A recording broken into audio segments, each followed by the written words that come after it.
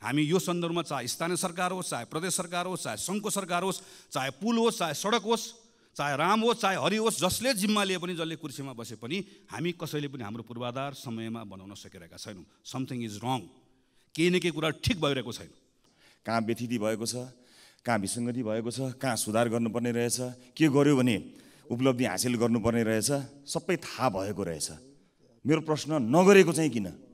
जब सबै थाहा रहेछ, इतिवृत्ति थाहा रहेछ भने नगरेको किन, रोकेको कसले? ब्याङ्कसँग अहिले कहिले नभएको पैसा छ, त्यति पैसा थुप्रिएको छ, तर कर्जा लगानी नै हुँदैन। जम्मा 4% वृद्धि छ। तपाईँ हामी सबै घुमिरहेका छौँ। सानो व्यवसाय गर्ने पनि टाट पल्टेको छ, ठुलो व्यवसाय गर्ने पनि सबजना, सबैको हालत बेहाल छ। कोही मान्छे पनि ठिक भयो भनिरहेको छ, जुनसुकै सेक्टरमा छ। मौद्रिक र वित्तीय नीतिका आधारमा समझदारी कायम गरौँ, अर्थात् कर्जाको स्वरूप र विस्तारबारे, करका दर र कर छलीको प्रकोप रोक्नबारे, आन्तरिक र बाह्य लगानी प्रवर्धन गर्ने बारे, नयाँ संरचनात्मक सुधारहरूबारे साझा मत बनाउन सकिन्छ कि सकिँदैन? योभन्दा राम्रो मौका कहिले आउँछ? संविधान बन्यो, संहिता आयो, सङ्घ छ, प्रदेश छ, सबैतिर अहिले एक खालको अनुकूलता छ, सबैतिर एउटा खालको वातावरण छ। हामीलाई कुनै बाह्य कारणले गर्दा अप्ठ्यारो भएको छैन। हामी सबै सहजतामा छौँ। हामी सबै सहजतामा भएको बेलामा पनि नेपाल सङ्कटमा छ, नेपाल सङ्कटमा छ, नेपाल अप्ठ्यारोमा छ भनेर भन्ने हो भने चाहिँ सजिलो चाहिँ कहिले हुने हो? के भयो भने चाहिँ नेपाललाई सङ्कटबाट बाहिर निकाल्ने हो त हामीले? एउटा सर्वदलीय बैठकको प्रस्ताव आज संसदको रोस्ट्रमबाट गर्न चाहन्छु। यो सर्वदलीय बैठक भ्रष्टाचारको फाइल खुल्दा हुने सर्वदलीय बैठक या कुनै एउटा नियुक्तिहरूका लागि गरिने, भागभण्डाका लागि गरिने सर्वदलीय बैठक नभएर एउटा यस्तो सर्वदलीय बैठक बसौँ सभामुख महोदय, जहाँ त्यो बैठक बुढालिल कण्ठको आलिसान बैठक कोठामा होइन, खुमलटारको घरबेटीको घरमा पनि होइन, बालकोटको बारदलीमा पनि होइन, र बालुवाटारको वातानुकूलित विलासी सरकारी बैठकमा होइन, दलित मुसहर बस्तीमा एउटा सर्वदलीय बैठक गरौँ। संसद स्वयं आफैले पनि अघिल्लो अधिवेशनभन्दा म अलिकति काम गर्ने तरिका बदल्छु भनेर हामीले अस्ति पहिलो दिनबाटै यो यात्रा सुरु गरेका छौँ। हामी अलिकति आफ्नो काम गर्ने तरिकालाई व्यवस्थित बनाउँछौँ। हामी एउटा कार्यतालिका बनाएर काम गर्छौँ। हाम्रो संसदीय समितिहरूलाई पनि हामी थप क्रियाशील बनाउँछौँ। हामी संसद समयमा चलाउँछौँ। हामी संसदबाट सरकारले ल्याएका कामहरू समयमा टुङ्ग्याउँछौँ भन्ने हाम्रो बाचा छ। त्यो बाचामा हामी सबै प्रतिबद्ध छौँ नै। संसदीय समितिहरूले पनि यही अनुरूप आफूलाई ढाल्नेछन् भन्ने हाम्रो अपेक्षा छ। संसदीय समितिहरूको विश्वसनीयताको प्रश्न पनि छ।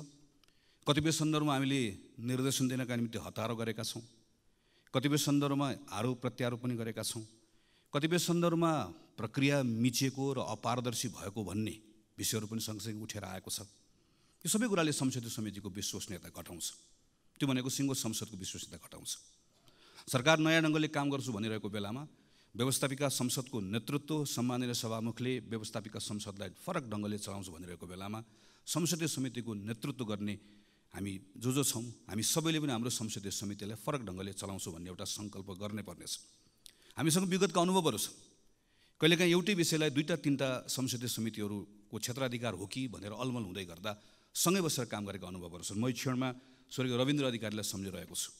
जतिखेर उहाँ विकास समितिको सभापति हुनुहुन्थ्यो, म त्यो बेलामा कृषि जलस्रोत समितिको सभापतिको रूपमा काम गरिरहेको थिएँ। सम्माननीय स्वर्गीय सुशील कोइराला प्रधानमन्त्री हुनुहुन्थ्यो। कतिपय विषयहरूमा हामी सँगै एउटै समिति जस्तो बसेर सँगै काम गर्थ्यौँ, सरकारलाई बोलाउँथ्यौँ, र त्यो बेलामा सरकारले पनि हाम्रो कुरालाई गम्भीरतापूर्वक लिन्थ्यो। आरोप प्रत्यारोपभन्दा फरक ढङ्गबाट पनि काम गर्ने ठाउँहरू छन् भन्ने सन्दर्भमा हामी सबैले सोच्नुपर्ने बेला आएको छ। यो अधिवेशनको दौरानमा संसदीय समितिले थुप्रै कामहरू गर्नुपर्नेछ, कानुनहरू बनाउनु पर्नेछ। कानुन बनाउने विषयका सन्दर्भमा पनि हामी आफैले पनि यो छोटो समयमा केही तितो अनुभवहरू गरेका छौँ। यी कुराहरूमा हामी सबै खुला हृदयले समीक्षा गर्न तयार छौँ भन्ने पनि म ठान्दछु। यही क्रममा हामी राजनीतिक दलहरू जो अहिले संसदभित्र छौँ, हामीले पनि आफ्नो काम गर्ने तरिका बदल्नु परेको छ। यो संसदको सबभन्दा ठुलो दल भएको हिसाबले नेपाली काङ्ग्रेस यो सन्दर्भमा आफूलाई अझै बढी जिम्मेवारीका साथमा प्रस्तुत गर्नुपर्छ भन्ने ठान्दछ। यही सोचेर हामीले भर्खरै बसेको संसदीय दलको बैठकबाट गम्भीरतापूर्वक छलफल गरेर एउटा सङ्कल्प गरेका छौँ कि यो पटकको संसदको अधिवेशनमा हाम्रो उपस्थितिलाई हामी थप जिम्मेवार बनाउनेछौँ, हामी आफूलाई थप क्रियाशील पनि बनाउनेछौँ, र सरकारले संसदबाट जे कुराहरूको अपेक्षा गरेको छ संसदको ठुलो दलको हिसाबले यो जिम्मेवारीका साथमा हाम्रो क्रियाशीलताले सरकारको त्यो अपेक्षा पुरा गर्नको लागि र आम नागरिकको संसदप्रतिको अपेक्षा पुरा गर्नका निम्ति हाम्रो भूमिका तदनुरूप गर्नेछौँ भन्ने हिसाबले हामीले आफ्नो बैठकबाट केही निर्णयहरू गरेका छौँ, र त्यो निर्णयले अनुरूप यो अधिवेशनभरि हाम्रा सांसद साथीहरू चल्नुहुन्छ भन्ने कुरामा म आश्वस्त पार्न पनि चाहन्छु। तर यो सँगसँगै हामीले हाम्रो यो संसदलाई आम नागरिकसँग कसरी जोड्ने भन्ने पनि हेर्नुपर्नेछ। हिजोको मात्र एउटा तथ्याङ्क हामीले हेऱ्यौँ भने पर्यटकहरूबाट जति रकम नेपाल भित्रिन्छ, हामी 10 लाख पर्यटक पुग्यो भनेर भन्छौँ, त्योभन्दा बढी रकम नेपाली विद्यार्थीहरूले बाहिर पढ्नको लागि लिएर गए भन्ने तथ्याङ्क हामीले हिजो मात्र पढ्यौँ। हामीले आफ्नै वरिपरि पनि थुप्रै केटाकेटीहरू बाहिर पढ्न गएको हामीहरू देख्छौँ। हुन त कहिलेकाहीँ हामीहरू मिथ्याङ्कहरूको सहारा पनि लिन्छौँ। नेपालमा खास गरिकन चिकित्सा लगायतका कतिपय विषयका सन्दर्भमा हामीले भ्रामक धारणाहरू बनाएर राखेका छौँ। नेपालको वरिपरि सिमाना क्षेत्रमा दर्जनौँ नर्सिङ कलेजहरू खुलेका छन्, त्यहाँ हजारौँ विद्यार्थीहरू पढ्न गएका छन् भनेर कहिलेकाहीँ आफू आतङ्कित हुन्छौँ, अरूलाई आतङ्कित बनाउँछौँ। हाम्रो सरकारको तथ्याङ्कले भन्छ गएको 3 वर्षमा 300 विद्यार्थी पनि बाहिर पढ्न गएका छैनन् नर्सिङ पढ्नका लागि।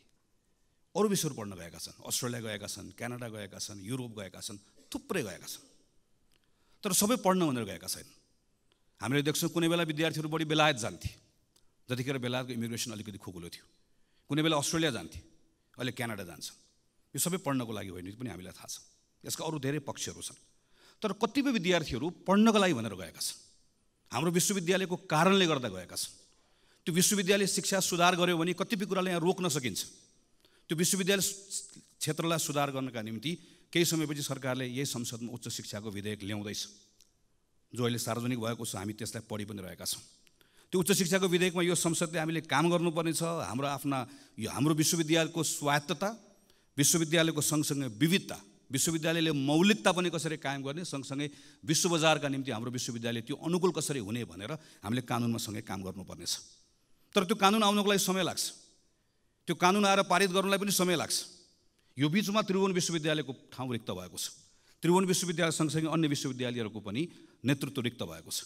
हामीले त्यो बेलामा सुधार गरौँला भनेर अहिले मौका पाएको बेलामा त्रिभुवन विश्वविद्यालयमा हिजो जे गल्ती गरेका छौँ त्यही कुरा दोहोऱ्यायौँ र मौका पाएको बेलामा सुधार गरेनौँ भने हामी यहाँभित्र उच्च शिक्षा सुधार गर्ने भनेर भनिराख्छौँ, छलफल गरिराख्छौँ। मान्य सांसदहरूले तथ्याङ्क प्रस्तुत गरिराख्नुहुन्छ, विद्यार्थी बाहिर गयो भनेर हामी रोइकराइ गरिराख्छौँ। तर संसदले आफूले पाएको जिम्मेवारी हामीले उच्च शिक्षाको विधेयक ठिक ढङ्गले बनाएनौँ र सरकारले मौका पाएको बेलामा त्रिभुवन विश्वविद्यालय, पूर्वाञ्चल विश्वविद्यालय, पोखरा विश्वविद्यालय लगायतको नेतृत्वहरू भागवण्ड नगरिकन विश्वविद्यालयको नेतृत्वको नियुक्ति हेर्दाखेरि नै कुनै पनि नागरिकले टिप्पणी गर्न नसक्ने गरिकन बनाउने मौकाबाट चुक्यो भने हाम्रा कुरा मात्रै हुन्छन्। हामीले यहाँ संसदबाट गर्ने काम र सरकारबाट गर्ने कामलाई आम नागरिकका यी विषयहरूसँग जोड्न सक्छौँ कि सक्दैनौँ। हाम्रो अहिले विद्यालयहरूमा केटाकेटीहरू पढ्न गइरहेको देशैभरि देख्छौँ हामीहरू। थुप्रै विद्यालयहरू खुलेका छन्, विद्यालयको भवन पनि बनेका छन्। तर एक कक्षामा 100 जना विद्यार्थी भर्ना भएको विद्यार्थीहरू 10-12 कक्षामा पुग्दै गर्दा 30-32 जना विद्यार्थीहरू मात्र बाँकी रहन्छन्। त्योभन्दा पनि डरलाग्दो कुरा अर्को, हाम्रो केटाकेटीहरू विद्यालयमा पढिरहेका छन् तर सिकिरहेका छैनन्। गणित सिकिरहेका छैनन्, विज्ञान सिकिरहेका छैनन्, अङ्ग्रेजी त अझै कम सिकिरहेका छन्। विज्ञान, गणित र अङ्ग्रेजी आएन भने अहिले हामी सूचना प्रविधिको जुन कुरा गरिरहेका छौँ, नलेज इकोनोमीको जुन कुरा गरिरहेका छौँ, नेपालले अघिल्लो पटक जुन हाम्रो ट्रेन छुट्यो भनिरहेका छौँ, अर्को पटक फेरि ट्रेन छुट्छ। 3 कक्षा 4 कक्षा पढ्ने बच्चालाई, 5 कक्षा 6 कक्षा पढ्ने बच्चालाई एकपटक हामीले हेऱ्यौँ भने ती केटाकेटी पढिरहेका छन् तर तिनले गणित, विज्ञान, अङ्ग्रेजी जानिरहेका छैनन् भने अबको 8-10 वर्षपछि, 5-7 वर्षपछि जब तिनीहरू 18-20 वर्षको हुन्छन् र हामीसँग ठुलो जनसङ्ख्या हाम्रो आफ्नो श्रमको बजारमा हामीसँग हुन्छ, तर अङ्ग्रेजी, गणित, विज्ञानको फाउन्डेसन नभएको केटाकेटीहरू भइसके पछाडि हामीले चाहेर पनि केही पनि गर्न सक्दैनौँ। हामी अर्को एउटा मौकाबाट फेरि चुक्छौँ। त्यसलाई जोगाउने हो भने हामीले अहिले काम गर्नुपर्ने 3, 4, 5, 6, 7, 8 विद्यालय शिक्षामा काम गर्नुपर्ने छ। संसदमा विधेयक आइरहेको छ।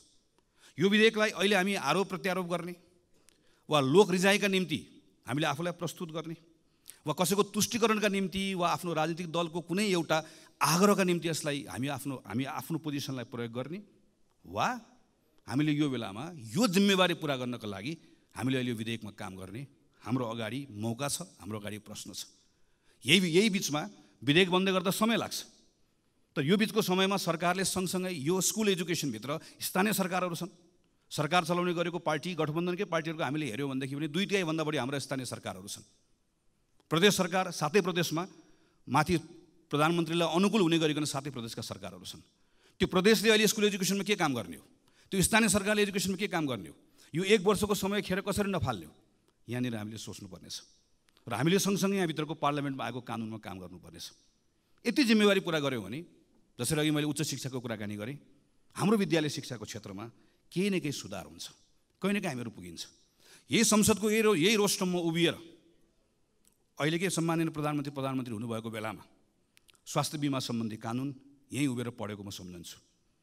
स्वास्थ्य बिमा सम्बन्धी कानुन हामीले यहाँ प्रस्ताव गरेर यो संसदले पारित गर्दै गर्दा हामीले त्यही बेलामा एउटा परिकल्पना गरेका थियौँ कि प्रत्येक नेपालीलाई स्वास्थ्य बिमामा अनिवार्य रूपमा आबद्ध गरिनेछ र प्रत्येक नेपालीले त्यो स्वास्थ्य बिमा बापत आफ्नो आयको आधारमा योगदान गर्नुपर्नेछ। अहिलेको जस्तो अप्पर क्याप लगाएर 1 लाख दिने, 2 लाख दिने, 3 लाख दिने होइन। एउटा नेगेटिभ लिस्ट हुन्छ, त्यो लिस्टमा भएको त्यो सायद दाँतसँग जोडिएको कुरा होला वा अरू प्लास्टिक सर्जरीसँग जोडिएका कुरा होलान्। यी केही सेवाहरू बाहेक बाँकी रहेका सबै सेवाहरू त्यो बिमित भएको मानिसले सबैको बिमित हुन्छ र प्रत्येक नेपाली, यसको अर्थ प्रत्येक नेपालीले ती सबै सुविधाहरू निःशुल्क रूपमा प्राप्त गर्छ र गुणस्तरीय रूपमा प्राप्त गर्छ। र यो दिनको निम्ति हाम्रा सेवा प्रदायक संस्थाहरूलाई कसरी बलियो बनाउने, त्यो सेवा प्रदायक संस्थाहरूमा जनशक्ति कसरी उपलब्ध गराउने, यी सबै विषयहरूका बारेमा अध्ययन पनि भएको छ, यसका बारेमा निर्णयहरू पनि भएका छन्, यसको बारेमा बाटो कसरी जाने भन्ने कुरा तय पनि भएको छ। आज हामीसँग फेरि एउटा मौका आएको छ।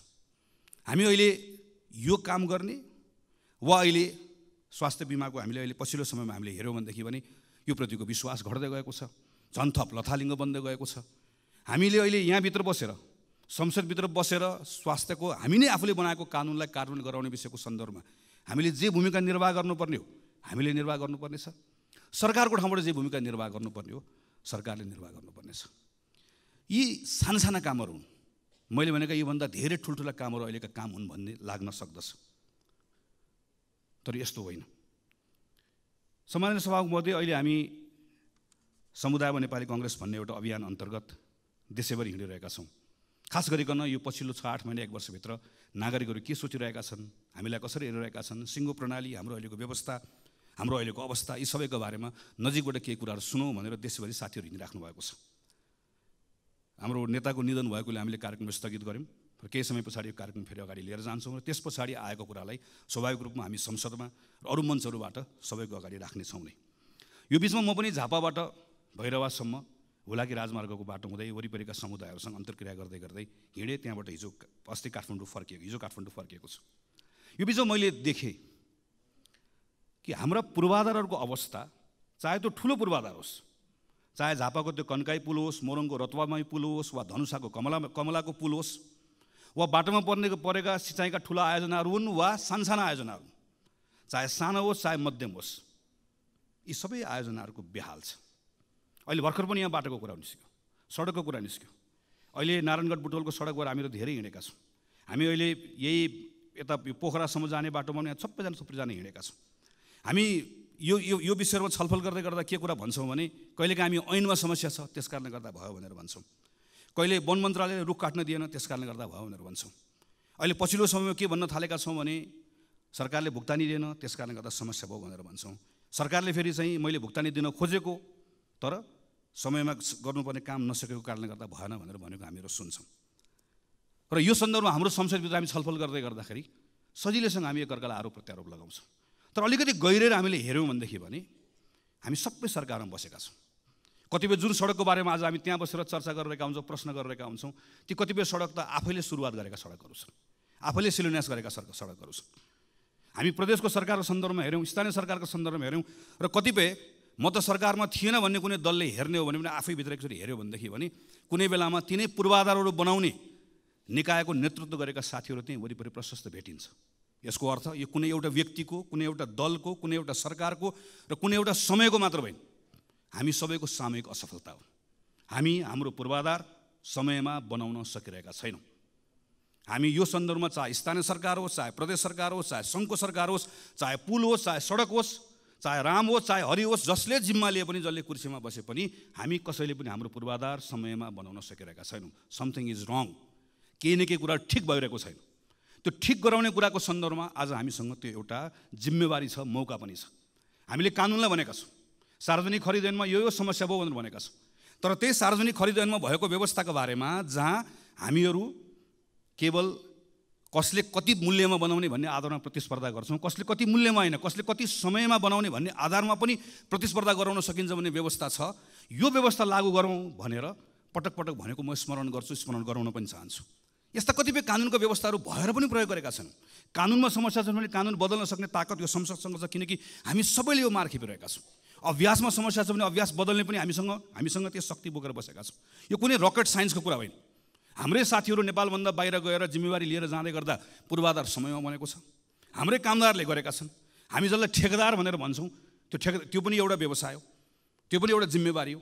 तिनै मानिसहरू ठेकेदार भएर मिडल इस्टमा गएर अहिले संयुक्त राज्य अमेरिकामा गएर कतिपय ठाउँहरूमा गएर राम्रोसँग प्रतिस्पर्धा गरेर काम गरिरहेका छन्। तर हामीहरू यहाँ किन चुकिरहेका छौँ? किन हामीहरू यहाँ पूर्वाधार समय बनाउन सकिरहेका छौँ? किन कुनै पनि पूर्वाधार समय बनाउन सकिरहेका छौँ? किन कुनै पनि सरकारले जोसुकै प्रधानमन्त्री होस्, जोसुकै मन्त्री होस्, किन बनिरहेको छैन?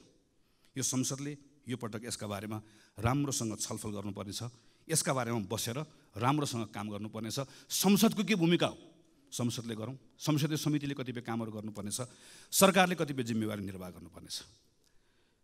यस्ता साना कामहरू किन गर्नुपर्ने छ भने यी साना कामहरूबाट जुन नागरिकहरूले केही परिवर्तन भएको महसुस गर्छन्, त्यसले आजको दिनमा टुटेको भरोसालाई फेरि जागृत गराउन सक्दछ।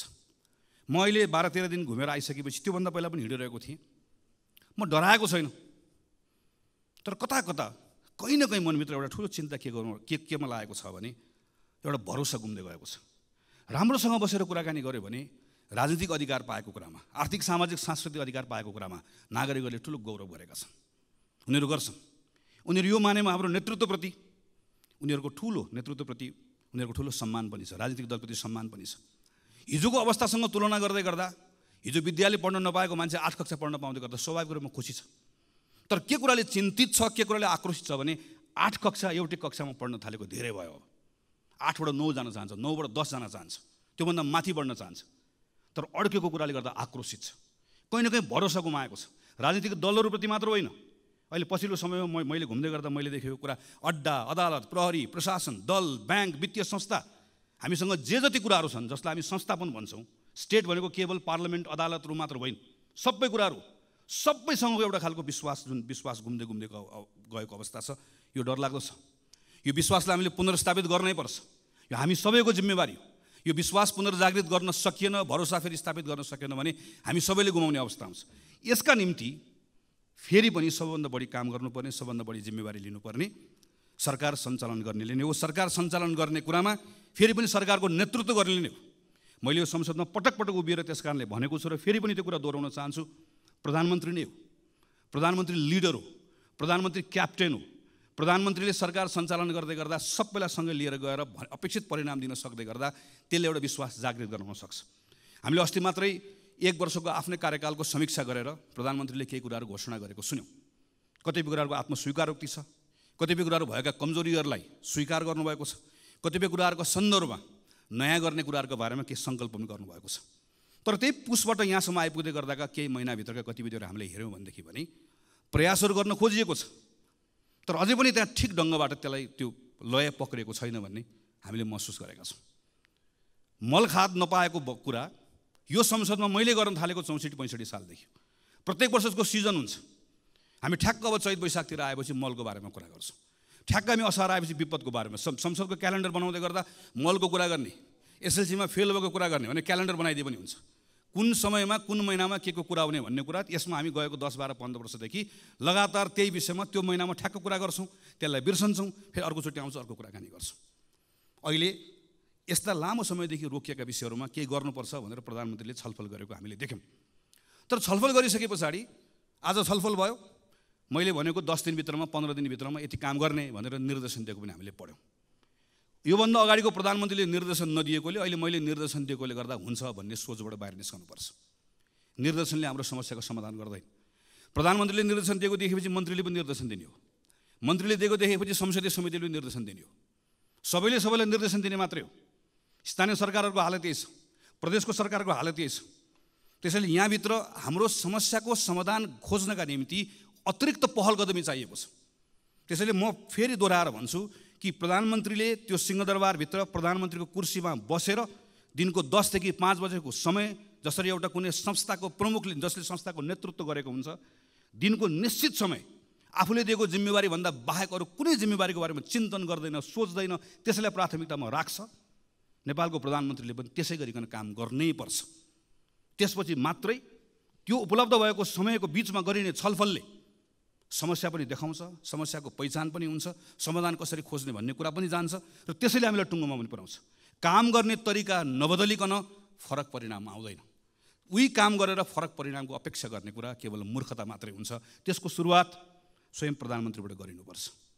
नागरिकहरूको बिचमा अर्को भएको ठुलो आक्रोशको विषय भनेको सुशासनको विषय हो। सुशासनको सन्दर्भमा हाम्रा संवैधानिक निकायहरूले अत्यन्त पारदर्शी ढङ्गले नै काम गर्ने हो। यो सरकारको कुरा मात्र होइन, राज्यको अरूको निकायहरूको पनि त्यत्तिकै दायित्व छ।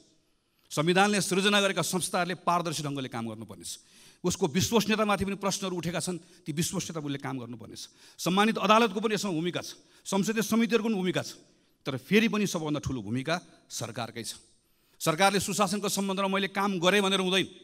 सरकारले गरेको कामहरू नागरिकले महसुस गर्न पाउनुपर्छ। नागरिकहरू आफैले त्यो कुरालाई नजिकबाट निहालेर हेरेका हुन्छन्। सरकारले गरेको काममा कुनै पूर्वाग्रह नहोस्, तर सँगसँगै सरकारले गरेको काम सुशासनका निम्ति गरेका पहल कदमीहरू कतैबाट प्रभावित पनि नहोस्। प्रहरी, प्रशासन, अड्डा लगायतका कुराहरू कुनै खालका लोक रिझाइका निम्ति, कुनै स्टन्टबाजी गर्नका निम्ति, कुनै पत्र पत्रिकाको हेडलाइनमा आउनका निम्ति उसले कुनै पनि निर्णयहरू नगरोस् भन्ने कुराको स्वाभाविक रूपमा अपेक्षाहरू रहन्छ। यसो गर्दै गर्दा संसदको पनि पूर्ण रूपमा सरकारलाई साथ रहनुपर्छ। हाम्रो पनि डबल स्ट्यान्डर्ड हुनु हुँदैन। हामीले पनि घटना हेरेर, प्रकरण हेरेर आफ्ना निर्णय, आफ्ना मतहरू बनाउनु हुँदैन। जोसुकै होस्, जतिसुकै शक्तिशाली होस्, राजनीतिक शक्ति होस् कि आर्थिक शक्ति होस्, नेपालको सार्वजनिक जग्गा कसैले हडप्छ भने सजाय पाउनु पर्दैन, दण्ड पाउनु पर्दैन। जतिसुकै शक्तिशाली होस्, जुनसुकै पदमा बसेको होस्, हातमा ताकत होस्, कलम होस्, नागरिकता बनाउनलाई कृत्य गर्छ भने फलानु दलसँग जोडिएको छ, त्यस कारणले गर्दा कृत्य गरे पनि उसको कृत्य माफी हुन्छ, चल्छ। जतिसुकै शक्तिशाली होस्, जुनसुकै ताकत भएको होस्, आम नागरिकहरूले निक्षेप सङ्कलन गरेर जम्मा गरेको सहकारीमा ठगीको धन्दा चलाउँछ, ठगीको धन्दाको मतियार हुन्छ भने कानुनी कारबाहीको दायरामा आउनु पर्दैन, कानुनले कारबाही गर्नु पर्दैन। त्यसैले सुशासनको आजको दिनको मन्त्र बनेको कानुनको शासन, विधिको शासन, चाहे जग्गा मिच्ने होस्, जग्गा हडप्ने होस्, चाहे नागरिकताको कृत्य गर्ने होस्, चाहे सहकारीमा ठग्ने होस्, यताको होस् उताको होस्, जुनसुकै दलको होस्, दलभन्दा बाहिरको होस्, जतिसुकै शक्तिशाली होस्, कसैले पनि उन्मुक्ति पाउनुहुन्न। एउटा सर्वसाधारण नागरिकले, एउटा नेपाली नागरिकले जे गर्दा दण्ड पाउँछ भने शक्तिशालीलाई पनि त्यो कानुन त्यसरी नै लागू हुनुपर्छ। जुनसुकै अवस्थामा पनि, जुनसुकै अर्थमा पनि नेपाल सरकारले यो बाटो यसरी समात्दै गयो भने बल्ल एउटा विश्वासको वातावरण बनाउन सक्छ। अनि सँगसँगै राज्य भएको उपस्थितिको भरोसा दिलाउने कुरा, सुशासन सँगसँगै राज्यको उपस्थिति दिलाउने कुरा, केही विशिष्ट प्रकरणहरूका सन्दर्भमा मेरो राज्यले, मेरो सरकारले के गरिरहेको छ नागरिकले हेरिरहेको हुन्छ। हामी यो संसदमाबाट सुन्न चाहन्छौँ सम्माननीय प्रधानमन्त्रीकै मुखबाट जाजरकोट रुकुममा भूकम्प पीडितहरूको अहिले अवस्था के छ भन्ने कुरा पत्र पत्रिकामा आउन छोडे भनेर तिनका बारेमा हामीले सोच्न छोड्यौँ, हामीले छलफल गर्न छाड्यौँ, राज्यले त्यसका बारेको संवेदनशीलता गुमायो भने राज्य हुनुको अर्थ हुँदैन। हामी विपिन जोशीका बारेको कुरा यहाँ बसेर थाहा पाउन चाहन्छौँ। हामी यो बेलामा रुसमा अलपत्र परेका नेपाली युवाहरू फर्काउनका निम्ति सरकारले गरेको प्रयास अपुग भयो, अपर्याप्त भयो। त्यसका निम्ति थप काम गर्नुपर्छ। ती जसरी लगेका हुन् त्यो लानेहरू एउटा एउटा ठगलाई छाड्नु पनि हुन्न, एउटा एउटाले दण्ड पनि पाउनुपर्छ, तर तिनका निम्ति सम्पूर्ण प्रयास लाउनुपर्छ। एउटा एउटा आमाको आँखामा बगेको आँसु पुछ्नका निम्ति राज्यले सम्पूर्ण ताकत लगाउनुपर्छ, अनि बल्ल राज्य भएको अनुभूति हुन्छ। सडक दुर्घटनामा मरेका मानिसहरूका बारेमा मर्छ, रिपोर्ट बन्छ, सहकारीबाट ठगिएका मानिसहरूका बारेमा रिपोर्ट बन्छ। ती सबै रिपोर्टहरू दराजमा गएर थन्किएर बसेका छन्। हामी हेर्न चाहन्छौँ यो अधिवेशनको दौरानमा सरकारले गरेको काम, अनि सरकारका मन्त्रीहरूले यहाँ उभिएर मैले यो रिपोर्ट पढेर यसको आधारमा यो 5वटा काम गरेँ भनेर त्यहाँ उभिएर हामी प्रश्न गर्न चाहन्छौँ, त्यहाँ उभिएर हामी सुझाव दिन चाहन्छौँ, त्यहाँ उभिएर परिणाम आएको हेर्न चाहन्छौँ। हामी सरकारलाई मद्दत गर्न चाहन्छौँ, किनकि आजको दिनको सरकारको कुरा मात्र होइन, सरकारमा बसेको कारणले गर्दा मात्र होइन। हामी यो बेलामा यतिखेर सानसाना कुराहरूको परिणामबाट नागरिकहरू खुसी भएको हेर्न चाहन्छौँ। झापादेखि यहाँसम्म आइपुग्दै गर्दा कतै जङ्गली हात्तीको कुरा छ, जसरी पहाडमा बस्ने साथीहरूले सधैँभरि बाँदरको कुरा गर्नुहुन्छ। माडीको किसानहरूले रातिको समयमा निकुञ्जभित्र गाडी कुद्ने व्यवस्था गरोस्, ठुरीको मानिसहरूले सामान्य मेरो त्यहाँभित्रको मेरो भन्सारको त्यहाँको स्तरोन्नति गरिदियो। काहीँ दुधको किसानको कुरा छ, काहीँ केराको किसानको कुरा छ। मैले खालि यति मात्र भन्न खोजेको यति साना साना कुराहरू छन् र यति डुएबल छन्, गर्न सकिने कुराहरू छन्। बसेर प्रधानमन्त्रीले मन्त्रीले एक ठाउँ बसेर यो कुरा गरौँ भनेर भन्दै गर्दा गर्न नसकिने कुराहरू छैनन्, असम्भव कुराहरू छैनन्, सम्भव कुराहरू छन्। स्रोत साधनले भ्याउने कुरा छ, नियम कानुनले दिएको कुरा छ, केवल इच्छा शक्ति चाहिएको छ। यी सानसाना कुराहरूबाट अहिले मैले शिक्षाको कुरा गरेँ, स्वास्थ्यको कुरा गरेँ। अब यही 5-6 महिना 6-7 महिनामा अहिले निराश भएको नागरिकले मेरो विद्यालयमा अलिकति सुधार देख्यो, विश्वविद्यालयको नियुक्ति सही ढङ्गले भएको देख्यो, ठगहरूलाई थुनिएको देख्यो, यता पूर्वाधारको कुरामा थोरै सुधार भएको देख्यो, सानसाना कुराहरू मात्र देख्यो भने त्यही नागरिकले फेरि राम्रो हुँदै गयो, राम्रो हुँदै जान थालेको छ, हिजोभन्दा आज राम्रो भयो भनेर भरोसा त्यहीँबाट जाग्न थाल्छ, त्यहीँबाट एउटा स्थिति बन्न थाल्छ। यसमा हामीले ध्यान दिनुपर्नेछ। र यसपछिको सबभन्दा महत्त्वपूर्ण विषय भनेको हाम्रो अर्थतन्त्रको विषय हो। राष्ट्र ब्याङ्कले हिजो मात्रै चालु आर्थिक वर्षको 6 महिनाको अहिलेको आर्थिक अवस्थाको प्रतिवेदन सार्वजनिक गरेको छ। हाम्रो रेमिटेन्स, हाम्रो पर्यटकहरूको आगमन, हामीले अहिले प्राप्त गरेको ऋण, हाम्रो ग्रान्ट, फरेन डिरेक्ट इन्भेस्टमेन्ट, सबभन्दा ठुलो कुरा हाम्रो फरेन करेन्सीको रिजर्भ, सबैमा अत्यन्त सन्तोषजनक स्थिति देखिएको तथ्याङ्कले देखाउँछ। 6 महिनामा करिब 7 खरब 32 अरब रुपियाँ, 33 अरब रुपियाँ रेमिटेन्सबाट आएको छ।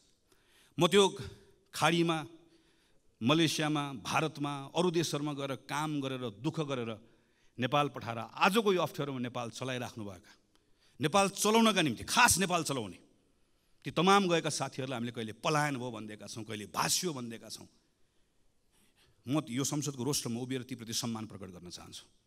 तिनले पठाएको, तिनको मेहनतको कारणले गर्दा आज हाम्रो त्यो इकोनोमी चलेको छ। तर सरकार यो आँकडा हेरेर मात्रै मख परेर बस्यो भने चाहिँ हामीहरू डुब्छौँ। किनकि यही बेलामा आँकडाको अर्को पक्ष पनि छ। ब्याङ्कसँग अहिले कहिले नभएको पैसा छ, त्यति पैसा थुप्रिएको छ, तर कर्जा लगानी नै हुँदैन। जम्मा 4% वृद्धि छ। तपाईँ हामी सबै घुमिरहेका छौँ। सानो व्यवसाय गर्ने पनि टाट पल्टेको छ, ठुलो व्यवसाय गर्ने पनि सबैको हालत बेहाल छ। कोही मान्छे पनि ठिक भयो भनिरहेको छ। जुनसुकै सेक्टरमा जाउँ, रियल इस्टेटको सेक्टरमा जाउँ, म्यानुफ्याक्चरिङको सेक्टरमा जाउँ, एग्रो बिजनेस गर्ने सेक्टरमा जाउँ, स्मल इन्टरप्राइजेस गर्ने सेक्टरमा जाउँ, कहीँ कसैले पनि ठिक भयो भनेर भनिरहेको छैन। किनकि आन्तरिक अर्थतन्त्रमा ठुलो शिथिलता आएको छ। र यही बेलामा हामीले हेऱ्यौँ भने अहिले पनि सुन्ने समय मैले सुनिरहेको थिएँ, यति निरस हाम्रो अहिलेको अवस्था। हामीले यदि खास गरिकन पुँजीगत खर्च हामीले हेऱ्यौँ भने आज 6 महिना 24 दिन भयो यो आर्थिक वर्षको, पुँजीगत खर्च कति भएको छ भन्दा 19.21%, जबकि आजको मितिमा 50% कम्तीमा खर्च भइसक्नु पर्ने हाम्रो अवस्था हो। केन्द्रीय सरकारको जस्तो छ, स्थानीय सरकार र प्रदेश सरकारको पनि त्यस्तै छ। गएको 5-6 वर्षमा हामीले हेऱ्यौँ भने 60% कसैको पनि नआएको छैन। यो पुँजीगत खर्च हेर्दै गर्दा तथ्याङ्कको कुरा मात्र होइन, पुँजीगत खर्च कम भएको कारणले गर्दा आजको दिनमा हाम्रो यी सबै बाह्य सूचकहरू ठिक हुँदै गर्दा पनि हाम्रो आन्तरिक अर्थतन्त्र यति शिथिल हुनुको मुख्य कारण भनेकै हामीले गर्ने पुँजीगत खर्च गर्न नसकेको कारणले गर्दा। यसको यति धेरै ठुलो यसले एउटा साइकल बनाएको, यति इन्टरट्विन छ यो विषय, एउटा अर्कोसँग जोडिएको छ। यो कारणले गर्दाखेरि यस्तो खालको एउटा भयानक स्थिति सृजना भएको छ। तर यो पुँजीगत खर्च बढाउनुको निम्ति हामी जान्न चाहन्छौँ र हामी यदि हाम्रो भूमिका के हुन्छ भने हामी मद्दत गर्न चाहन्छौँ। तपाईँ हिजो गरेको भन्दा के फरक गर्दै हुनुहुन्छ? हाम्रो प्रधानमन्त्री कार्यालय, हाम्रो अर्थ मन्त्रालय, हाम्रो अरू मन्त्रालयहरू, समग्रमा सरकार हिजो गरेको भन्दा के फरक गर्दैछ, के नयाँ ढङ्गले गर्दैछ, जसको आधारमा हामी विश्वास गर्न सक्छौँ कि अब पुँजीगत खर्च हिजोको भन्दा फरक हुन्छ। हामी त नयाँ बजेटको बारेमा छलफल गर्न थाल्यौँ, गर्ने पनि पर्नेछ, हामीले भनेको टाइममा गरौँ भनेर। तर नयाँ बजेटको छलफलको कुराको अर्थ के? पुरानो बजेटको बारेमा हामी सक्यो। अस्तिसम्म हामी पुरानो बजेटमा छलफल गर्दैथ्यौँ। बजेट कार्यान्वयनको अहिले चरणमा यति निराश लाग्दो अवस्था भएको बेलामा हामीले यो बेलामा पुँजीगत खर्च बढाउने विषयको सन्दर्भमा हामी यो गर्छौँ, यसरी गर्छौँ भन्ने कुरा गरेनौँ भने यसले हाम्रो अवस्था बदलाव ल्याउँदैन। हामी चाहन्छौँ सरकारले यसका बारेमा प्रयासहरू गरोस्, गरि पनि रहेको छ। कतिपय गरेको कुराहरूको बारेमा हामी जानकारी पनि चाहन्छौँ, हामी सूचित पनि हुन चाहन्छौँ, हामी त्यहाँ सुझाव दिन चाहन्छौँ, हामी सँगसँगै यी विषयहरूमा काम गर्न चाहन्छौँ। यति गर्न सकियो भने त्यसले थोरै सरकारलाई स्पेस दिन्छ। त्यो स्पेस पाएपछि अब के कानुनहरूमा काम गर्नुपर्नेछ। कम्तीमा पनि 5वटा कानुन खारेज गर्नुपर्नेछ। 28वटा कानुन, विदेशी लगानी, सार्वजनिक निजी साझेदारी लगायत हामीले टिपेर हेर्दै गर्दाखेरि करिब 28वटा नयाँ कानुनहरू यहाँभित्र बनाउनु पर्ने र परिमार्जन गर्नुपर्नेछ। अर्थात् करिब 40को हाराहारीमा यो संसदले अबको 5-6 महिनाभित्र कानुनमा काम गर्नुपर्नेछ। हामी ती कानुनमा काम गर्न तयार छौँ। पहिला सानो क्विक विन्सहरू हामीलाई चाहियो, त्यसले थोरै विश्वासको वातावरण बनाउँछ। त्यति विश्वासको वातावरण बनाइसकेपछि हामीले कानुनमा सुधार गर्नुपर्नेछ, त्यसले अझै वातावरण दिन्छ।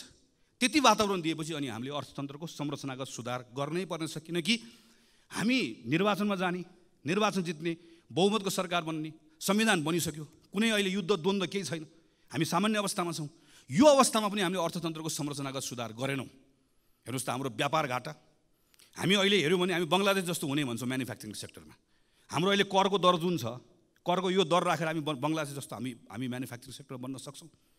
हामी पर्यटनमा यत्रो ठुलो आशा गरिरहेका छौँ, तर आजको दिनमा हाम्रो म्यानुफ्याक्चरिङ सेक्टर लगायतको यी सेक्टर्सहरूबाट हामीले रोजगारी सृजना गर्न सकेनौँ भनेदेखि भने हाम्रो अर्थतन्त्रको हालत अहिले जे छ अझ योभन्दा पनि कमजोर बन्दै जान्छ। हाम्रो अर्थतन्त्रमा संरचनागत सुधार नगरिकन हाम्रो अवस्था बदलिन्न।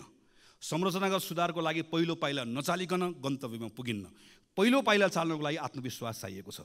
आत्मविश्वासको लागि अहिले केही सुधार गर्नुपर्ने छ। सानो सुधार गऱ्यौँ, थोरै ठाउँ दिन्छ। थोरै ठाउँमा बसेर कानुनी सुधार गरौँ, अझै ठुलो ठाउँ दिन्छ। अनि त्यो ठुलो ठाउँले आत्मविश्वास दिन्छ। त्यसपछि हामीले संरचनागत सुधार हामीले गर्नै पर्छ। हाम्रो अहिलेको जस्तो एग्रिकल्चर राखेर, अहिलेको जस्तो म्यानुफ्याक्चरिङ राखेर, अनि अहिलेको जस्तो हाम्रो यति यो खालको सर्भिस सेक्टर राखेर, अनि सर्भिस सेक्टरको हाम्रो कन्ट्रिब्युसन चाहिँ 60% बढी सर्भिस सेक्टरको भनेर हामीले भन्ने, तर हाम्रो सर्भिस सेक्टर जुन खालको छ, यो खालको सर्भिस सेक्टर राखेर हामी कहीँ पनि पुग्दैनौँ। हामीले एउटा ठुलो जम्प गर्नुपर्ने छ। त्यो जम्प गर्नुको लागि हामीलाई एउटा ठुलो आधार चाहिएको छ। यसका निम्ति सम्माननीय सभामुख महोदय, योभन्दा राम्रो मौका कहिले आउँछ? संविधान बन्यो, संहिता आयो, सङ्घ छ, प्रदेश छ, सबैतिर अहिले एक खालको अनुकूलता छ, सबैतिर एउटा खालको वातावरण छ। हामीलाई कुनै बाह्य कारणले गर्दा अप्ठ्यारो भएको छैन। हामी सबै सहजतामा छौँ। हामी सबै सहजतामा भएको बेलामा पनि नेपाल सङ्कटमा छ, नेपाल सङ्कटमा छ, नेपाल अप्ठ्यारोमा छ भनेर भन्ने हो भने चाहिँ सजिलो चाहिँ कहिले हुने हो? के भयो भने चाहिँ नेपाललाई सङ्कटबाट बाहिर निकाल्ने हो त हामीले। त्यसरी यो बेलामा फरक ढङ्गले काम गर्ने कुरामा सरकारले सोचोस् भन्ने हो। र नेपाली कङ्ग्रेस पार्टी हामी संसदको ठुलो दलको हिसाबले यो अभियानमा हामी सरकारमा छौँ, हाम्रो जिम्मेवारी छ, त्यहाँ पनि छँदैछ। हामी यो संसदको यो ठाउँबाट पनि सरकारले बनाउने कानुन, सरकारले यहाँबाट खोजेका तमाम कुराहरूका सन्दर्भमा हामी सहयात्रा गर्न चाहन्छौँ। हामी सँगसँगै मद्दत पनि गर्न चाहन्छौँ। यी सबै विषयहरू छलफल गर्दै गर्दा संविधानको अर्को पाटो हामीले बिर्सनौँ न। हामीले संविधानमा दलितका बारेमा कुरा गरेका छौँ, मधेसीका बारेमा कुरा गरेका छौँ, महिलाका बारेमा कुरा गरेका छौँ, अल्पसङ्ख्यकका बारेमा कुरा गरेका छौँ। यी तमाम विषयहरूको कुराकानी गर्दै गर्दा यो केवल बोल्ने विषय मात्र होइन। केही समयपछि संसदमा निर्वाचनको ऐन आउँदैछ, राजनीतिक दल सम्बन्धी ऐन आउँदैछ। यी तमाम कानुनहरूमा छलफल गर्दै यो पटक संसदले यहाँभित्र फेरि के हाबी नहोस् भन्नेतर्फ सचेत रहनै पर्छ भने संविधानको त्यो मर्म जसले दलित, महिला, मधेसी, मुस्लिम सबैको, अल्पसङ्ख्यक सबको समान प्रतिनिधित्वको कुरा गर्छ, समान हैसियतको कुरा गर्छ, हाम्रा कानुनहरू पछाडि नफर्क्यौँ, हाम्रा कानुनहरू यो त्यो रिग्रेसिभ बाटोमा नजाओस् भन्नेतर्फ पनि संसदको यो अधिवेशनमा हामीले यथेष्ट ध्यान पुर्याउनु पर्नेछ।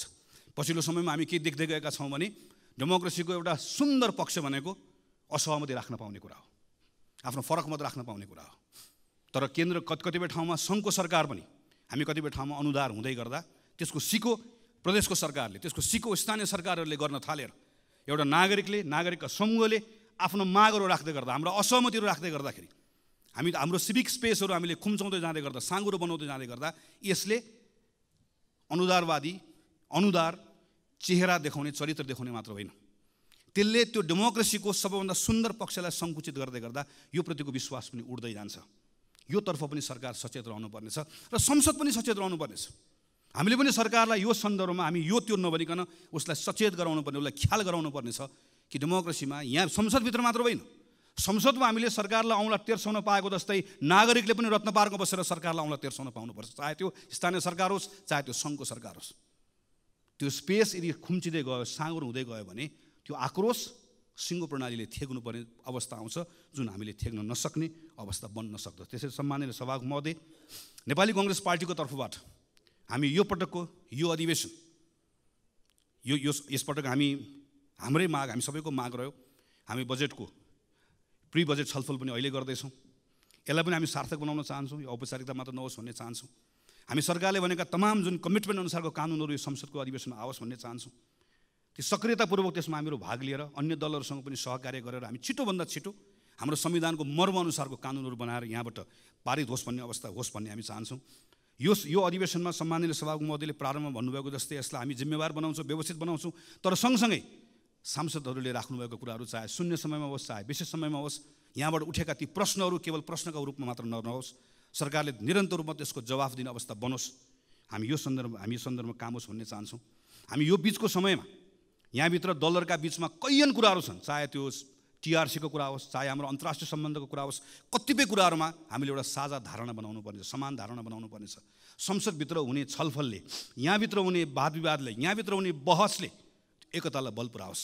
चाहे त्यो शान्ति प्रक्रिया टुङ्ग्याउने सन्दर्भमा होस्, चाहे त्यो हाम्रो अन्तर्राष्ट्रिय सम्बन्ध, यो दल त्यो दल नबनिकन नेपालको अन्तर्राष्ट्रिय सम्बन्धलाई सबैले अन गर्ने हाम्रो आफ्नो अन्तर्राष्ट्रिय सम्बन्ध बनाउने कुराको सन्दर्भमा, चाहे अहिले अप्ठ्यारोमा परेका इकोनोमीका कतिपय कुरालाई सुधार गर्ने विषयका सन्दर्भमा हाम्रोभित्र हुने यहाँभित्रको छलफलले, प्रश्नले, वाद विवादले, यहाँभित्रको बहसले त्यसलाई बल पुऱ्याओस्, अझैसँगै काम गर्ने कुरामा त्यसलाई ताकत दियोस्। हामी यो चाहन्छौँ र यसका सन्दर्भमा नेपाली कांग्रेस पार्टीको तर्फबाट सम्पूर्ण रूपमा हाम्रो कमिटमेन्ट छ। हामीले यो पटक अस्ति भर्खर बसेको संसद दलको बैठकको निर्णयमा भनेका छौँ, संविधानको रक्षा, यो व्यवस्थाको सुदृढीकरण र आम नागरिकहरूले व्यवस्थासँग गरेको जुन अपेक्षा छ त्यसलाई पुरा गर्ने भन्दा आजको दिनमा हाम्रो लागि अर्को कुनै विषय छैन, हाम्रो लागि अर्को कुनै प्राथमिकता छैन। त्यो नै हाम्रो लागि सर्वोपरि छ। त्यही मान्यताका साथमा यो पटकको संसदको अधिवेशनभरि यो हाम्रो पार्टीको तर्फबाट यहाँ उपस्थित रहनुभएको सबै सांसद साथीहरूले व्यक्तिगत रूपमा पनि र कतिपय ठाउँमा संसदीय समितिभित्र सबै ठाउँमा कानुन निर्माण गर्ने कुरामा, संसदको बहसमा, छलफलमा यी सबै कुराहरू सकारात्मक ढङ्गबाट जिम्मेवारीका साथमा क्रियाशील भएर कानुनहरू निर्माण गर्ने कुरा निष्कर्षमा पुगोस्।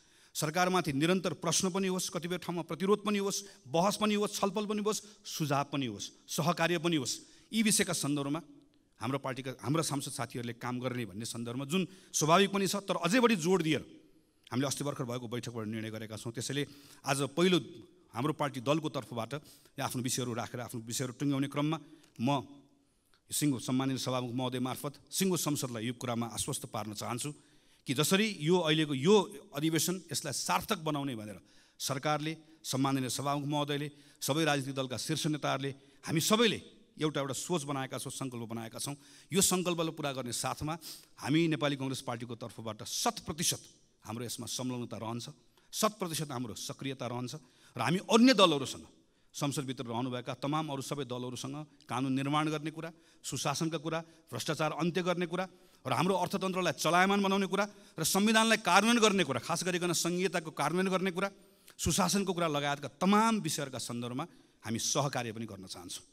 ती सहकार्यको त्यो सहकार्य गर्ने विषयको सन्दर्भमा पनि हामीहरू खुला छौँ र हामी किन पनि यो ठान्दछौँ भने आजको यो घडी, अहिले यो बेलाको समय यत्रो सफलता प्राप्त गरिसकेपछि यही संविधान सभामा, पहिलो संविधान सभा त्यसका दृश्यहरू याद छ, दोस्रो संविधान सभा त्यसको दृश्यहरू याद छ, त्यति अप्ठ्यारो समयहरू हामीले पार गरेर आयौँ।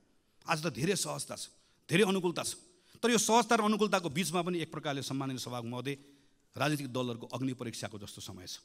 तर यो दलको मात्र अग्नि परीक्षा होइन, सिङ्गो लोकतान्त्रिक प्रणालीको अग्नि परीक्षा जस्तो छ। लोकतान्त्रिक प्रणालीको मात्र होइन, हाम्रो समय नै एक प्रकारले अग्नि परीक्षामा गएको जस्तो भएको छ। किन? हामी अहिले चुक्यौँ भने त्यसबाट जे क्षति हुन्छ त्यो क्षतिको पूर्ति सानो समयले गर्न सकिन्न, सानो स्रोतले गर्न सकिन्न। हामीसँग चुक्ने सुविधा छैन। हामीले यो पटक हामी सबैले आफ्नो ठाउँबाट आफ्नो भूमिका निर्वाह गऱ्यौँ भने हामी त्यो चुकाइमा पर्दैनौँ। सम्माननीय सभामुख महोदय, सबैभन्दा पहिला गरिमामय संसदको महासचिव पदमा नियुक्त हुनुभएकोमा श्री पद्मप्रसाद पाण्डेज्यूलाई आफ्नो दलको तर्फबाट र आफ्नो तर्फबाट बधाई दिँदै सफल कार्यकालको शुभकामना अभिव्यक्त गर्न चाहन्छु। सम्मानित सभामुख महोदय, विशेष गरेर सत्तारूढ दलका नेताहरूको कुरा सुनियो। कुरा सुन्दा थाहा नभएको केही पनि पाइएन, सबै थाहा रहेछ। कहाँ व्यथिति भएको छ, कहाँ विसङ्गति भएको छ, कहाँ सुधार गर्नुपर्ने रहेछ, के गर्यो भने उपलब्धि हासिल गर्नुपर्ने रहेछ, सबै थाहा भएको रहेछ। मेरो प्रश्न, नगरेको चाहिँ किन?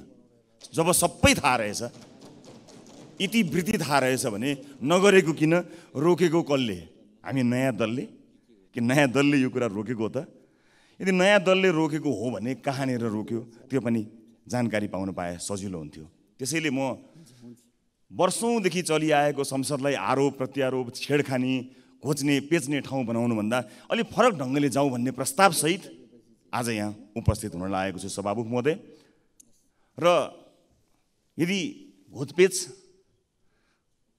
र ज्ञान बाँड्ने थलो बनाउने हो भने एकपटक सुरुवात आफ्नै दलबाट गर्दा पनि सजिलो हुन्छ होला, आफ्नै दलतिर फर्केर हेर्दा पनि हुन्छ होला। यदि नयाँ दलतिर हेर्न खोजेको हो भने नयाँ दल त 72 घण्टा छुट्याएर कारबाही गर्ने दल हो। पुराना दलहरूले आफ्ना दलभित्र एकपटक निया चियाएर हेर्ने हो कि जहाँ अदालतले फैसला गरेका मानिसहरू अझै पनि दलमा पदाधिकारीका रूपमा रहन्छन् त्यहाँ एकपटक हेर्ने हो कि विश्वविद्यालयलाई राजनीतिबाट मुक्त गर्छु भनेर भनिएको भाषणलाई कार्यरूप दिनका लागि विश्वविद्यालयहरूमा भातृ सङ्गठन नराख्ने विषयलाई निर्णयमा लिएर जाने, निर्णय गरेर काम अगाडि बढाउने हो कि र सरकारी जग्गा किर्ते गर्ने मान्छेहरू आफ्नै दलका वरिपरि छन् कि पहिला पार्टीगत रूपमा तिनलाई कारबाही गरेर सुशासनको नयाँ कदम र उदाहरण दिने पो हो कि नागरिकता किर्ते गर्नेहरूलाई कारबाहीको दायरामा ल्याउने हो कि सहकारीका ठगहरूलाई कारबाहीको दायरामा ल्याउने हो कि सरकारमै भएको जस्तो लाग्छ। लामो समय सरकारै नछोडेको जस्तो पनि लाग्छ। राजनीतिमा भएको र सदनमा भएको पनि वर्षौँ बिते जस्तो लाग्छ। रोकेछ चाहिँ केले? नयाँ दलहरूले, नयाँ मान्छेहरूले। हामी तयार छौँ, खुला हृदय लिएर तयार छौँ। म यति कुरा बताउन चाहन्छु। यो त्यति मात्र होइन, सुरुवात गर्दा एकै कार्यकाल चुनाव हारेका मान्छेहरूलाई त्यसै कार्यकालमा फेरि अर्को बाटोबाट राष्ट्रिय सभामा लैजाने चिजको अगुवाई गरेको पनि देख्छु। अधिकार प्राप्त निकायले बयान लिनका लागि बोलाएको भन्ने सुन्छु। जानका लागि साधन नभएको भए सम्पर्क गर्दा पुर्याइदिन्थ्यौँ, त्यहाँ पनि नपुर्याएको पनि देख्छु। अनि सदनबाट सुशासनको कुरा, छेडखानीका कुराहरू अब नगरौँ। यो गरिरहँदा लामो श्रृङ्खला चल्छ, त्यस कारणले नगरौँ।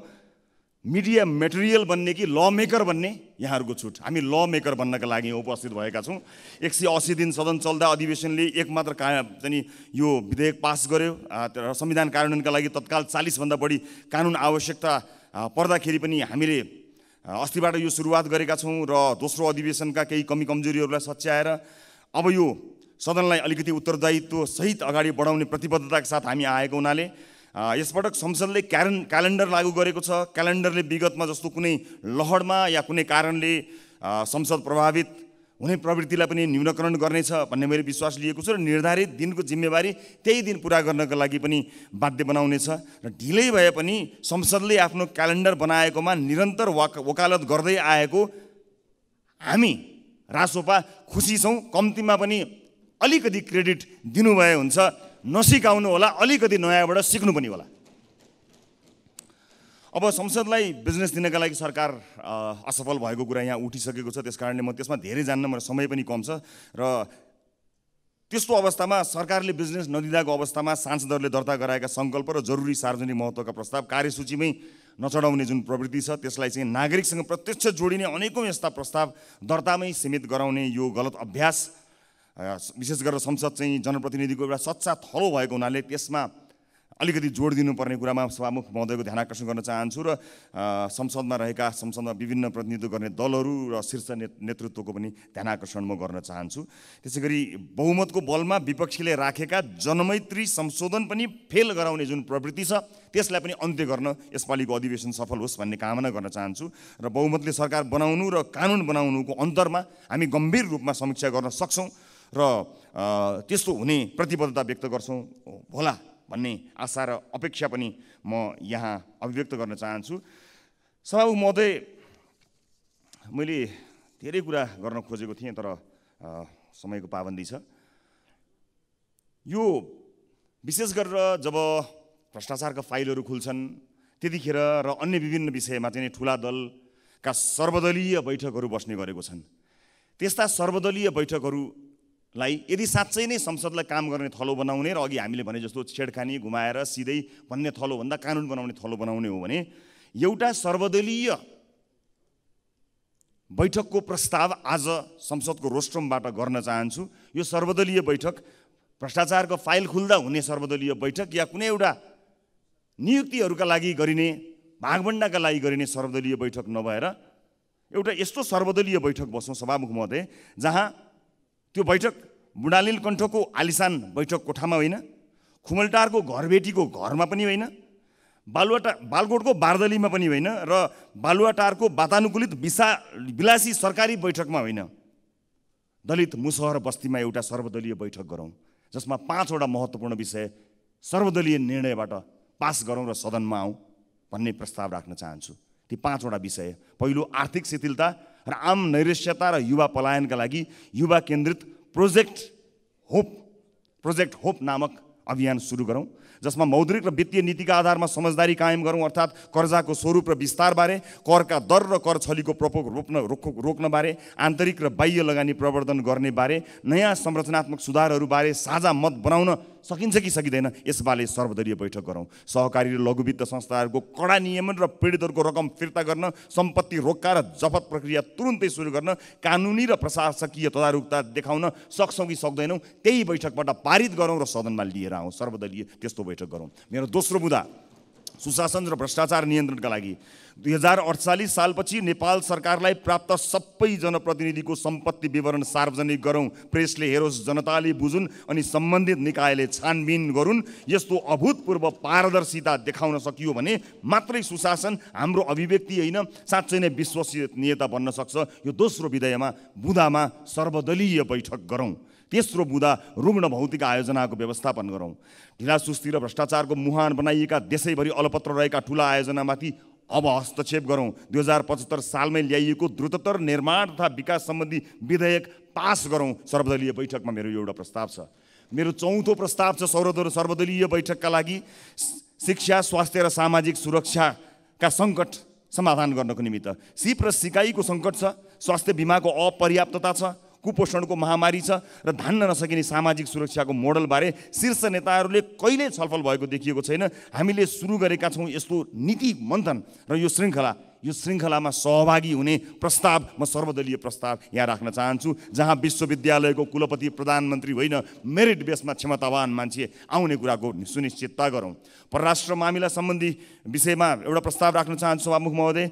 यसमा के सत्ता पक्ष के विपक्ष, सत्ता टिकाउन कुनै शक्ति राष्ट्रको अवाञ्छित सद्भाव खोज्ने लिगलेगे दौड छोडी भारत, चीन, युरोपेली सङ्घ, अमेरिका जस्ता राष्ट्रहरूलाई कसरी हेर्ने, ऋण र अनुदानका कस्ता शर्त स्वीकार्ने, साझा ग्लोबल मुद्दामा हाम्रो अडान कस्तो हुन्छ भन्ने बारे एकरूपता कायम गरौँ। जलवायु परिवर्तन, क्षेत्रीय कनेक्टिभिटी, अधिकतम विकसित राष्ट्रहरूको दर्जाबाट स्तरोन्नति हुँदै गर्दाको सङ्क्रमणकालीन सहजता, सहुलियतपूर्ण वित्त बजार, प्रविधि हस्तान्तरण जस्ता विषयमा केन्द्रित आर्थिक कूटनीतिमा क्षमता वृद्धि गर्ने विषयमा बैठकमा एकरूपता कायम गरौँ भन्ने कुराको प्रस्ताव राख्न चाहन्छु सभामुख महोदय। अन्त्यमा यस अधिवेशनमा हाम्रा पार्टीका केही प्राथमिकताहरू छन्। स्थानीय सरकारको सबलीकरण र टिआरसी, पीडित मैत्री हुने र अन्तर्राष्ट्रिय मानवाधिकारको विषयलाई मध्यनजर राख्दै हुने विषयमा रासोपा सघाउन तयार छ।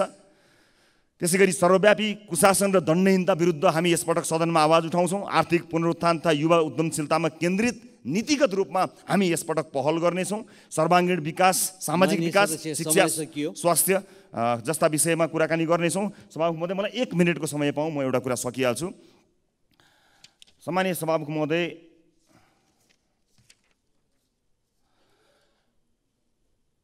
चर्चा परिचर्चा, आरोप प्रत्यारोपमा सबै व्यस्त रहँदा हामी सहकारी र लघुवित्त संस्थाहरूको समस्या समाधानको नीतिगत उपाय र योजनाको प्रतिवेदनमा व्यस्त रह्यौँ। आफूलाई लागेका आरोपहरूमध्ये त्यसमा ध्यान दिनुभन्दा त्यसको समाधानको उपायमा हामी लाग्यौँ। आज सम्माननीय प्रधानमन्त्री पनि उपस्थित हुनुहुनेछ भन्ने सुनेर त्यसलाई उहाँलाई सदनमै हस्तान्तरण गर्नको निमित्त त्यो तयारीको यो सहकारी तथा लघुवित्त वित्तीय संस्थाहरूको समस्या समाधानका नीतिगत उपाय र योजनाको प्रतिवेदन, आवाज मात्र होइन, आरोप प्रत्यारोप मात्र होइन, फुस्रा भाषण र नारा होइन, योजना सहितको यो प्रतिवेदन आजै यही सदनमा प्रधानमन्त्रीलाई हस्तान्तरण गर्ने योजना सहित आएको थिएँ। प्रधानमन्त्री उपस्थित हुनुभएको छैन। यसबाट पीडितहरूलाई राहत दिलाउनको निमित्त के गर्न सकिन्छ भन्ने कुरोको योजना गर्न सक्ने सम्पूर्ण कुराहरू राखिएको छ। सरकार यदि रासोपाको मद्दत चाहन्छ भने एक गर्दै पीडितहरूलाई राहत दिने विषयमा काम गर्नका लागि एक जिम्मेवार राजनीतिक दलका रूपमा हामी सक्षम छौँ, सबल छौँ, त्यो जिम्मेवारी प्राप्त गर्ने ल्याकत राख्दछौँ भन्ने कुरा सम्मानित सदनलाई स्पष्ट पार्दै अब प्रधानमन्त्रीज्यूलाई छुट्टै समय लिएर यो प्रतिवेदन बुझाउने कुरा सम्मानित सदनलाई जानकारी गराउँदै आफ्नो समय पनि समाप्त भएको र समयका लागि सम्मान्य सभामुखज्यूलाई धन्यवाद दिँदै बिदा चाहन्छु। नमस्कार।